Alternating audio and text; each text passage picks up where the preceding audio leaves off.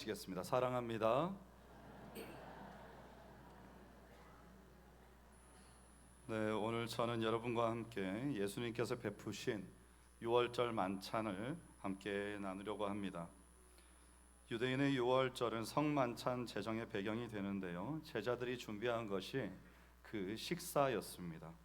오늘날까지도 전 세계에서 유대인 가정이 이 6월절을 축하할 때면 수천 년 전부터 이어져 오는 습관에 따라 이제 그들이 특별한 음식과 또 특별한 음료를 준비합니다. 그리고 그때마다 해야 되는 특별한 이야기도 또한 있습니다. 하나님의 백성인 이스라엘이 어떻게 애굽에서 나와서 홍해를 건넜고 또 노예 생활에서 벗어나서 약속의 땅으로 들어가서 자유를 얻게 되었는가, 이것을 아버지가 자녀들과 함께 나누는 것입니다. 그래서 이 출애굽이라는 위대한 사건에 여러 가지 측면들을 상징하고 또 표현하기 위해서 각종 음식들과 음료를 준비합니다. 오늘 말씀은 예수님께서 떡을 가지사 축복하셨다, 이렇게 시작을 하는데요, 이 떡은 딱딱하게 굳은 풀리지 않은 떡입니다. 무교병이죠. 출애굽기 12장 8절 말씀에 그 밤에 그 고기를 불에 구워 무교병과 쓴 나물과 아울러 먹으라, 이렇게 말씀하신 그 무교병인데, 이 말씀이 신명기 16장 3절에 보면 유교병을 그것과 함께 먹지 말고 이래 동안은 무교병 곧 고난의 떡을 그것과 함께 먹으라. 이는 내가 애굽 땅에서 급히 나왔음이니 이같이 행하여 내 평생에 항상 내가 여호와 애굽 땅에서 나온 나를 기억할 것이니라, 이렇게 말합니다. 급히 나왔다는 거죠. 그리고 기억하라입니다. 그래서 이스라엘 백성들이 하나님께서 명하신 이 무교병을 생각하면서 그날의 그 긴급했던 어떤 출애굽과 노예 생활되었던 그들의 가난, 고통, 이런 것들을 기억하고 하나님께 감사하는 거죠. 이것이 6월절 무교병을 먹기 전에 부모가, 아버지가 그 가족들에게 설명하는 내용이었습니다. 그런데 바로 오늘 이 6월절 만찬을 지금 예수님께서 집례하시면서 뭐라고 말씀하시는가 하면, 떡을 떼어 주시면서 갑자기 받아서 먹으라, 이것은 내 몸이니라, 이렇게 말씀을 하신 겁니다. 이것은 제자들이 아는 이 6월절에 대한 상식, 6월절에 대해서, 무교절에 대해서 본인들이 아는 상식과 아주 다른 내용이었죠. 전혀 모르는, 처음 듣는 내용이었습니다. 유대인들은 말을 시작하고 말하면 누구든지 이 6월절과 관련된 모든 성경의 구절들은 달달달 암송하고 있는데, 예수님께서는 거기다가 더해서 이 떡이 내 몸이라, 이렇게 말씀을 하신 겁니다. 예수님께서는 이미 요한복음 6장의 오병이어의 기적에서 모세가 하나님께로부터 내려준 떡을 설명하시면서 이 사건이 바로 나를 가리키는 것이고 그 떡이 하늘로부터 내려서 세상에 생명을 주는 것이다, 이렇게 설명을 해주셨습니다. 그리고 친히 자기 몸이라고 말씀하신 그 떡을 떼어서 남자 장정만 5천 명이 넘는 사람들을 다 배불리 먹이시면서 장차 사람들이 이제 자신의 살과 피로 말미암아 생명을 얻게 될 것이다, 이것을 보여주신 겁니다. 자, 그리고 난 뒤에 27절로 갑니다. 또 잔을 가지사 감사기도 하시고 그들에게 주시며 이르시되 너희가 이것을 다 마시라, 이것은 죄 사함을 얻게 하려고 많은 사람을 위하여 흘리는 바 나의 피 곧 언약의 피니라, 이렇게 말씀을 합니다. 6월절 예식에서 마시는 포도주가 총 4잔인데요, 사람들이 대부분 아마도 이 잔은 세 번째 잔이었을 것이다, 이렇게 말합니다. 이 잔들의 의미가 뭔가 하면 감사하는 마음으로 하나님께서 우리를 어떻게 구원해 내셨는지 그 하나님의 구원의 행위들을 다시 한번 회고하고 또 이제는 그 마음으로 장차 다가올 우리가 온전하게 구원받게 될 그날을 고대하면서 이 잔에 참여하는 것이죠. 그리고 또 그 잔에는 어떤 의미가 있는가 하면 건너뛰입니다. 이게 6월절이죠. 그래서 죽음의 사자가 지나갈 때에 이스라엘 백성들의 집 문지방에 발려있는 어린 양의 피를 보고 넘어가지 않았습니까? 그런 의미에서 그것을 상징하는 붉은 포도주로 그 잔을 채운 겁니다. 6월절 어린 양의 피가 초기 이스라엘 역사에 이 백성들을 향한 구원의 표지가 되었던 것처럼 오늘 이 예수 그리스도의 피도 많은 사람을 위하여 흐를 때 하나님의 마지막 구원 사역의 표지가 되는 건데, 여러분 표지가 뭔가 하면요, 어떤 것이 참인지 거짓인지 구별하는 기준, 그걸 말합니다. 그러니까 예수 그리스도의 피가 우리를 구원하시는 사역의 기준이 된다는 것이죠. 이 말을 쉽게 설명하면 예수 그리스도의 피가 아니고서는 그 어떤 것도 우리를 구원할 수 없다, 이 말입니다. 여러분이 다른 데 가셔서 아무리 빌어보신들 소용이 없다는 것이죠. 나 자신을 100억을 준들 죽은 나를 살릴 수 있겠습니까? 내 죄를 사할 수 있겠습니까? 1000억을 준들 우리 인생을 죽을 죄에서 멸망받을 인생에서 구해낼 수가 있겠습니까? 아무것도 못하는 겁니다. 예수 그리스도의 피 없이는 아무것도 아닌 거예요.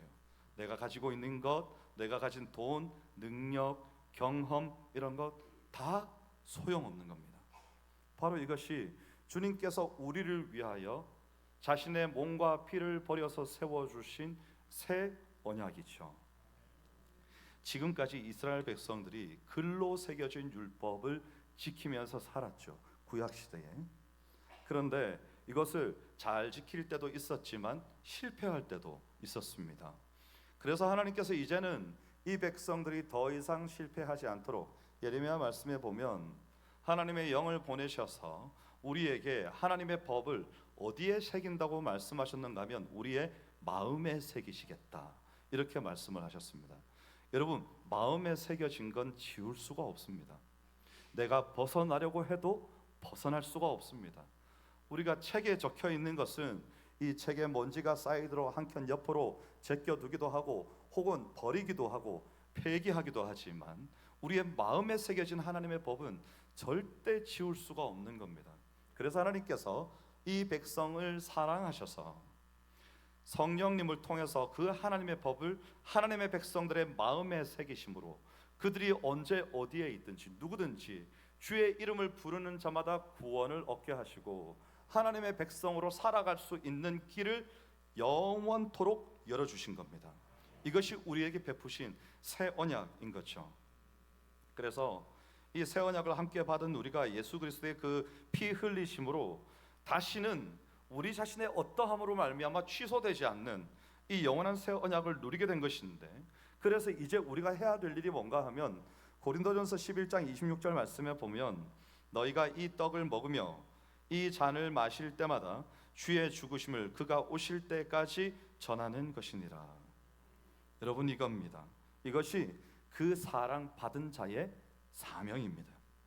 이 놀라운 말씀을 하신 주님이 31절에서 그런 은혜를 입게 될 제자들이 곧 자신을 버리게 될 것이다, 이렇게 말씀을 하시는 겁니다. 이 말의 원어의 의미 그대로 하면요, 제자들은 자신의 생명이 두려워서 주님을 버릴 것이다, 이 말입니다. 다른 사람들이 예수를 버리고 도망갈지라도 나는 절대 그렇게 하지 않을 겁니다. 베드로가 그렇게 말하지 않았습니까?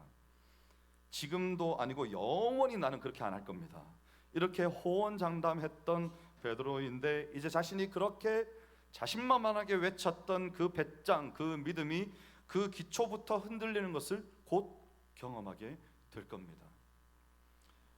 여러분, 제자들과 또 우리는요, 연약하기 때문에 예수님의 이런 말씀을 듣고 용기를 얻고 격려를 얻는 대신에 머지않아서 위협이 닥쳐올 것이 두려워서 흩어지게 되는 게 사람인 거죠. 예수님이 이 세상에서 가장 어두운 밤을 이제 홀로 맞이하러 가실 텐데, 그리고 거기서 예수님께서는 피땀 흘려서 기도하실 것이고 제자들은 돌 던질 만큼 거리에서 어떻게 하고 있다고요? 잠들어 있는 겁니다. 예수님께서는 눈앞에 닥친 죽음을 놓고 하나님 앞에 씨름하고 계시는데 흘리는 땀과 눈물이 핏방울처럼 되어서 흘러내리고 계시는데 제자들은 피곤해서 자는 거예요. 주님께서 베드로가 예수님을 부인할 것 아셨죠. 그리고 나중에 그가 그의 걸음을 돌이켜서 돌아올 것도 물론 아셨습니다. 그런데 예수님께서는요, 이렇게 해라, 저렇게 해라, 왜 그렇게 했느냐, 이때가 되면 이렇게 해야 된다, 이런 말씀하지 않으셨습니다. 다만 깨어서 기도하라 고 말씀하신 다음에 기다려 주시는 거죠. 왜냐하면 그 길이 예수님을 배반하고 떠나서 방황하다가 끝내는 돌이켜 그 은혜와 사랑 가운데 회개함으로 돌아오는 그 길이 베드로에게 필요한 길이었기 때문에 예수님께서는 베드로가 예수님의 눈 앞에서 예수님을 모른다고 그 여종들 앞에서 침을 뱉으며 저주하며 욕했을 때에도 예수님께서는 그냥 기다리신 겁니다. 이 베드로가 다시 회개함으로 온전한 걸음으로 주를 따를 수 있을 때까지. 오늘 주님께서도 우리를 그렇게 기다리시는 거죠. 오늘 말씀에서 제가 참 마음에 감동이 되는 부분이 있었는데요, 예수님께서 이 일이 끝난 다음에 갈릴리로 내가 먼저 가리라고 말씀하신 겁니다. 분명히 예수님께서는 죽으셨죠. 그리고 부활하시는데 제자들이 갈릴리에 먼저 가 있었습니다. 그런데 왜 예수님께서는 내가 먼저 가리라고 말씀하셨는가? 제가 거기에 여러 가지 뜻이 있는데 제 마음에 묵상이 되는 의미는 이런 것이었습니다. 우리는 예수님을 먼저 찾지 못하는 사람들이에요. 그래서 우리 주님께서 우리에게 은혜를 베푸셔서 우리가 주님을 먼저 찾지 못할 줄 아시고 세상이 두려워서, 시선이 두려워서, 그 믿음 고백하기가 무섭고 혹은 부끄러워서 주님을 먼저 찾지 못할 줄 아시고 우리에게 먼저 오시는 겁니다. 오늘 이 자리도 그 은혜를 기억하는 자리죠. 우리에게 먼저 다가오신 예수님, 도망가 버린 제자들에게 그들이 그 마음에 창피하고 부끄러워서 혹은 어쩌면 다시는 주님과 만나지 않아야 되겠다, 내 인생 패가망신할 수도 있겠다, 이런 생각을 했을 수도 있겠습니다. 그런데 예수님께서는 먼저 가주셨습니다. 정말 놀랍게도 제자들이 예수님의 얼굴을 보는 순간 뛰어드는 거죠. 베드로는 물로 뛰어드는 겁니다. 그리고 주님을 배로 쫓아가는 겁니다. 겉옷 벗어놓고 뛰어가는 거죠. 그래서 주님을 다시 만나서 이제는 주를 따르는 제자가 되는 겁니다. 그래서 어떤 제자가 되는가 하면요, 지금까지는 내가 내 뜻대로 다녔는데 이제부터는 아까 주의 죽으심을 언제까지요? 그가 오실 때까지 전하는 그리스도의 복음의 증인으로 살도록 불러주셨고, 베드로는 그때야 비로소 하나님 앞에 자기 자신을 드려 헌신함으로, 이전에는 혈기왕성하여 주를 위하여 죽고자 하였으나 죽을 때가 되어서는 도망가 버린 거였는데, 주님을 참되게 만나고 그 안에 성령님이 오셔서 그의 마음을 온전히 변화시킨 다음에는 이제는 정말 도망가야 될 타이밍인데 오히려 주를 위하여 나서는 인생. 그리고 이전처럼 베드로는 제가 주를 위해 죽겠습니다 이런 말 하지 않습니다. 주님께서 네가 나를 사랑하느냐 물으실 때에도 제가 주님을 사랑하는 줄 주님이 아시지 않습니까? 고개 숙여 부끄럽게 대답하는 거예요. 그리고는 그때부터 마음 속으로 다짐했겠죠. 다시는 그렇게 하지 않겠습니다. 오늘 이 말씀의 은혜가 새 언약을 받아 그리스도의 증인이 되는 은혜의 산 역사가 오늘 이 세례 예식과 또 성찬식에 참여하는 여러분 모두에게 있기를 주의 이름으로 축원합니다. 네, 이 시간